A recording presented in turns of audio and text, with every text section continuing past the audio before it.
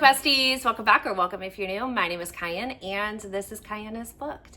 And today we are going to be talking about my favorite books so far this year, January to June, because we are obviously in July, which is my birthday month, but also kind of hard to pick my favorite book because the month is not over yet.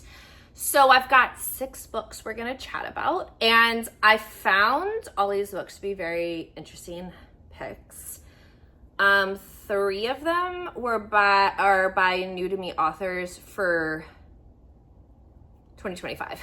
Why did I space on that? That's hilarious. Anyways, grab a drink, hit the like button if you like it, subscribe if you're not already subscribed because I would love to have you as a book bestie, and we're gonna dive into it. So, coming into January, this will come as no surprise, but Vow of Deception by Rena Kent, which is the first book in the Deception trilogy, came in as my favorite book because I love Adrian, who is the hero in the Deception trilogy, and I'm absolutely obsessed with him. I know that he is an acquired taste, as I've slowly figured out that not a lot of people are into the absolute, sheer craziness and mine that happens in this book, because I just had my best friend Jess read it and she was like, ew, I don't like it, I'm not finishing it. And I was like, aha!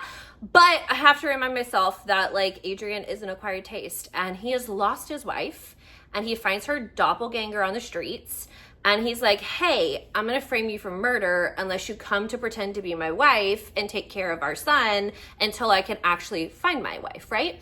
Now, there's a whole lot going on here, and she's an exact replica of his wife, down to anything you could possibly think of, right?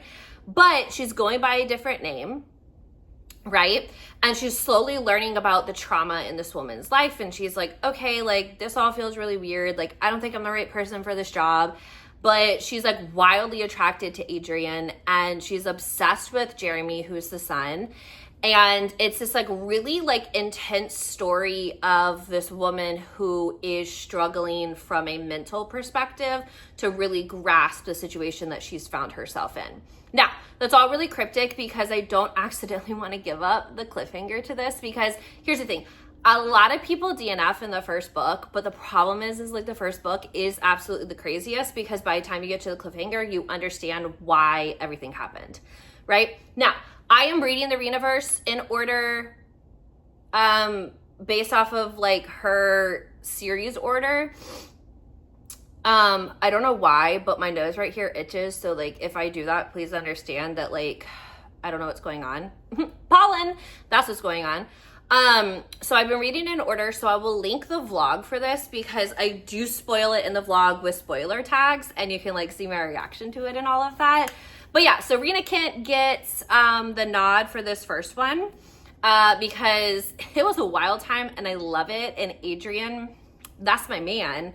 And I'm so excited to read. I'm pretty sure his daughter gets a book, but I know for sure his son gets a book. And I can't wait to dive into the Legacy of the Gods.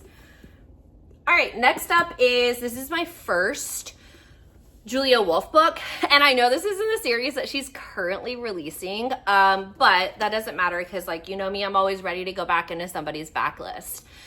So this follows, Jake, I'm pretty sure I remember her name, but Clara, I was right. Okay, this follows Jake and Clara, and they meet up in a bar, a biker bar, because they both ride their motorcycles and all that kind of stuff, and they have this really, really hot, super hot one night stand, and then it kind of becomes this thing where she'll randomly show up, and if he's there, they'll hook up. If he's not, then whatever, right? So then their real life worlds collide, and she is CFO? I don't think she's COO. Anyway, so Rossi Motors is a big time motorcycle company, top in the world. She is, her brother runs a company, and she runs an arm of it. So they work together. And she's coming off a really, really horrific divorce.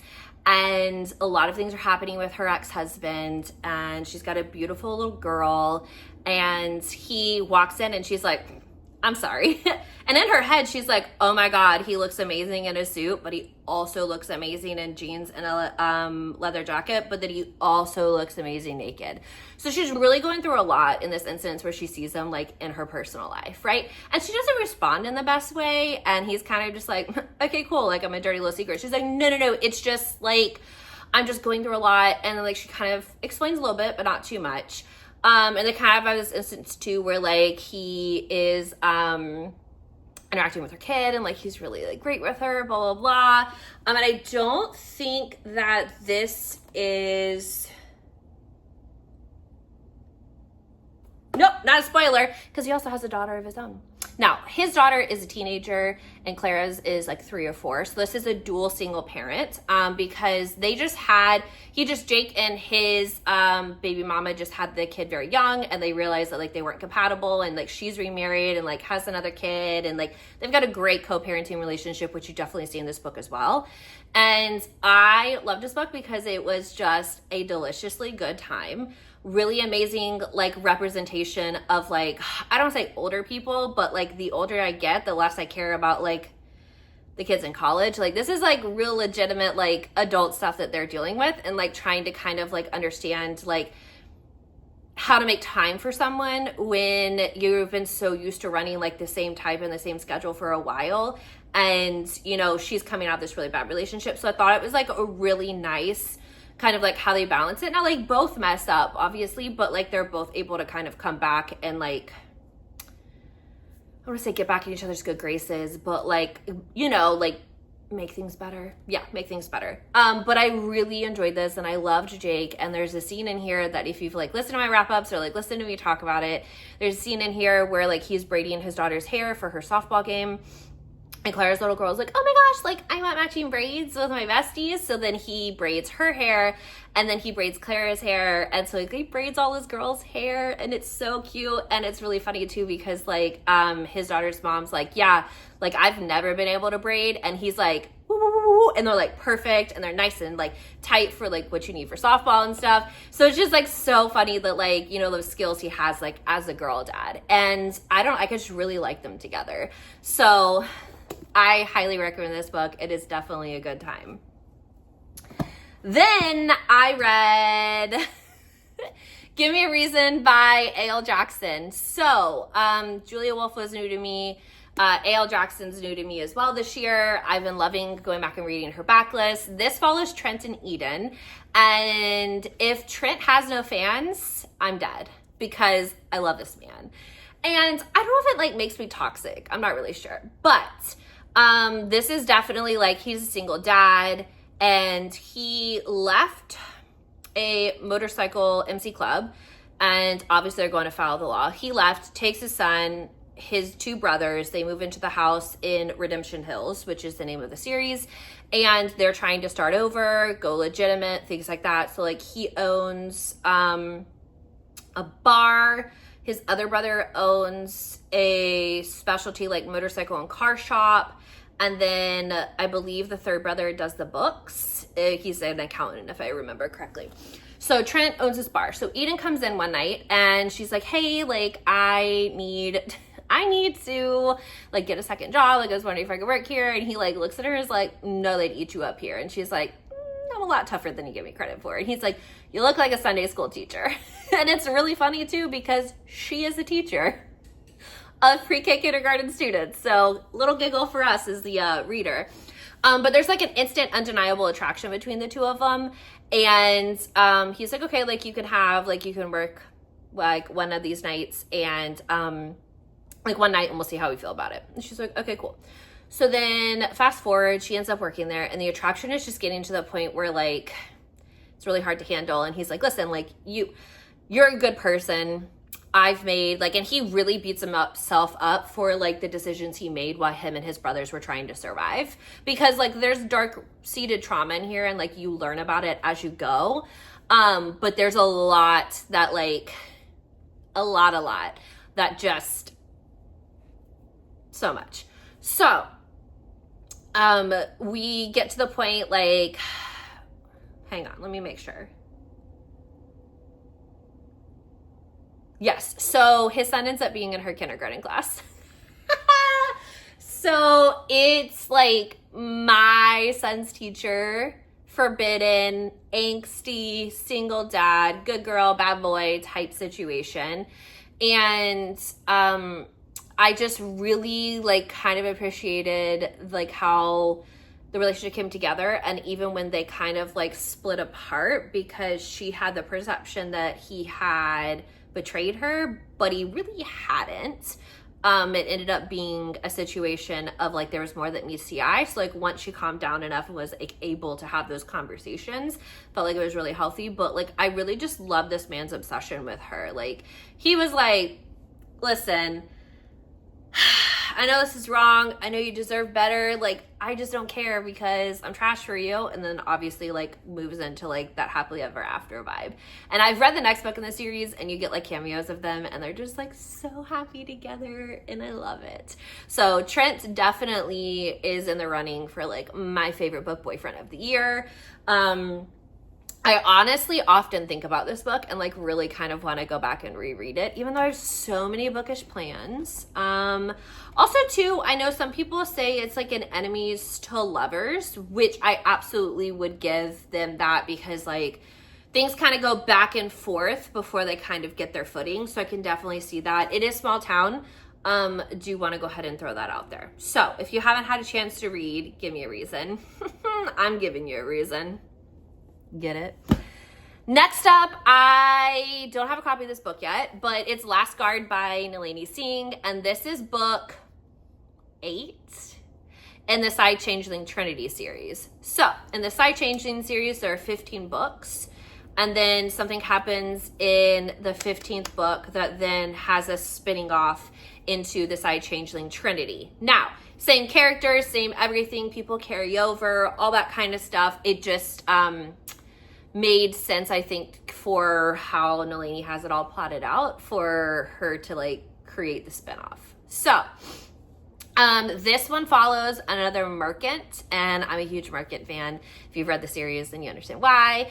And our main characters meet at a very young age because they're considered defective, because both of them are Psi, so they're supposed to give over to what the Psi considers silence, which means they're emotionless creatures, and they only react logically and not emotionally. But the problem is like these two were born and cannot be conditioned. And so they're sent to this, I think we would call them psych wards, asylums. So they're sent, and they really bond because like both of them were very much out of control at a young age, like couldn't manage, et cetera, et cetera. Now, come to find out when they become adults that they are what the Psi consider to be anchors. And anchors are exactly what you call it. So everybody's like brains are hooked up to this like Psi network, and it houses everybody who's considered a Psi because they need the biofeedback in order to survive, right? So they anchor portions of the net. And without the anchors and without understanding that designation, people assume like, oh, they're actually going insane. But really, there's so much pressure on their brains to like manage a certain amount of space in the Psi net and keep it stable that they basically just go crazy. And this is like a beautiful story of these like childhood friends to lovers, and how he finds her again later in life and is like, I've been looking for you. Like, I'm so happy that you're still here. And like, she's CEO, Pio's CEO, and Kato works for the family. And it's just this like really beautiful, like coming together of like two people who truly believed the things that people were saying about them, that they were insane, that they were crazy, that they shouldn't have been born, that they shouldn't be a part of the Psi network or be able to work in such like high positions because of the imperfections and the fractures in their brains. And I really loved seeing them fight for designation A. I really loved seeing them like come into themselves and like come into like who they're supposed to be as characters, but also to like coming into like and creating that awareness, because they have to go up against the Psi Council, which are the people who are like responsible for the Psi. And They have to explain like why designation A is so important, why it needs to be protected, why kids are needing to be identified so there's not so much pressure, because like if one anchor dies, that entire portion of the net goes down and all those people die because there's nobody holding up that side of the side network. So it sounds really convoluted and crazy, but like I'm over 20 books in at this point to the series, so like it all kind of just like makes sense to me. But it's a really just essentially like a beautiful story of like two people who met in the dingiest of circumstances coming back together, successful. Pal definitely needs some like hand holding, because like Kato knows that like she's it and they're going to be together forever, but she's having to keep up appearances because of some things happening at home, and she's scared that like if she lets go then her shields are going to break and she's going to be uncontrollable, but really what she doesn't understand is like their relationship is going to be what balances like that portion of her brain. And yeah, it's just so beautiful, and I love Nalini Singh, and I love the Psy Changeling world, and being back in it and kind of like just having this really beautiful story was everything. This is actually a book that I read for one of my On Wednesdays We Read Pink series, so I will tag it if you're interested in hearing my thoughts. But yeah, no, I was obsessed. All right, next book is Love on the Brain, and I borrowed this copy from my sister and she still has the sticker on it, but whatever. So Love on the Brain, this follows B and Levi, and they've kind of been these like enemies since like grad school, and she's always assumed that like he just doesn't like her, and they've always had this like really passive aggressive like relationship, and now they're both gonna work for NASA, like the space company, and they're putting together this like suit that's like for the specifications of people going to space to, God, what are they trying to do? I don't know. They're trying to do something specific, and they need her to be the neuroscientist. She has a neuroengineering degree, so they need her assistance in building the suit for the astronauts to take to space. The problem is Levi is her arch enemy, and now he is the leader of the project, and they're gonna have to work together. So there definitely is some like hiccups. There's definitely some drama. This is like, I think it's just like there's so many great scenes in here, and I really love the representation of women in like primarily male roles. Like we love women in STEM, and I love that Ali Hazelwood really tries to write about like that representation, and I think B does a really good job too of like trying to balance like all of that in a male dominated workplace. I also really love the fact that she unknowingly hears a confession from Levi about how he feels about her. And I can't go into detail because it'll give the twist away. But I love the fact that like when she reads it, she's like, wow, like I really wish somebody felt that way about me. So the longing, the tension, the arguing at work that like builds that tension, like there's just so many things that I love about this, and I really enjoyed reading it, and I definitely think that like we do need some more like women in STEM books, so I look forward to people who are going to be writing them so that I can read them. And my favorite book in June was Own by Heather Long. This is book 3 in the Blood Brothers series, and this follows Grace. And she's been kidnapped, and then she was rescued, and then she was kidnapped again, but then she was rescued from the kidnappers. And the third set of kidnappers, they're not really kidnappers. There's guys that used to be in the special forces, and they've like created their own team, and now they're, I don't want to say like they're vigilantes, but they have their own group, and they're sourced out like by the military or military adjacent groups. And they go out on missions and things like that, and they're currently trying to figure out why so many different people want them, what happened to her twin sister.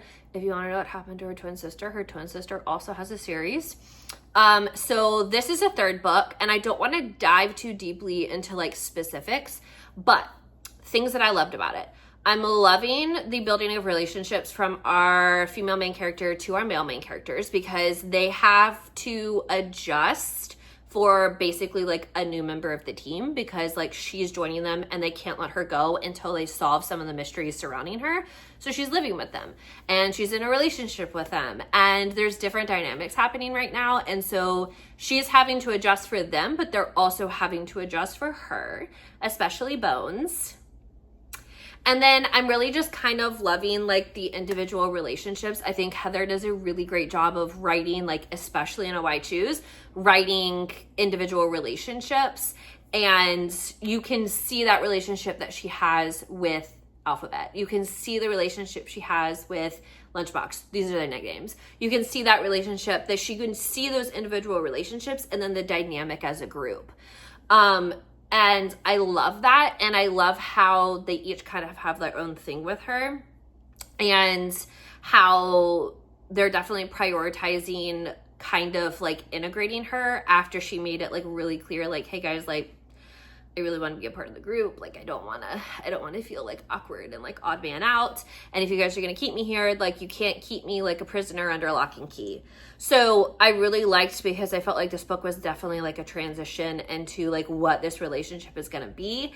And I'm definitely anticipating how, like, are the twins going to ever see each other again? And if so, like the dynamics of those two groups meeting.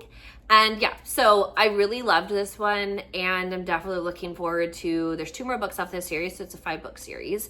And I will say, like, the ending of this book is kind of one of those like, oh my gosh, I wonder what's gonna happen next, not like a rip your heart out cliffhanger. So definitely don't be too stressed about that, because there are just so many different ways Heather can take this, and like so many different ways like this can go, and it's kind of just like a I wonder what she's gonna do. So those are my 6 favorite books so far this year. Let me know in the comment section what your favorite books are so far this year, or if we have any of the same. I'd be interested to know that, because I'm definitely kind of reading more backlist titles this year, I feel like. I don't know, like, don't let me say that and then I go back and I've read more 2025 books. Anyways, but these are all minus Heather's book. All of these are backlist titles. So let me know in the comment section down below if like I've mentioned a favorite, or if you're interested in reading one of them. And as always, book besties, I'll catch you in the next video. Bye.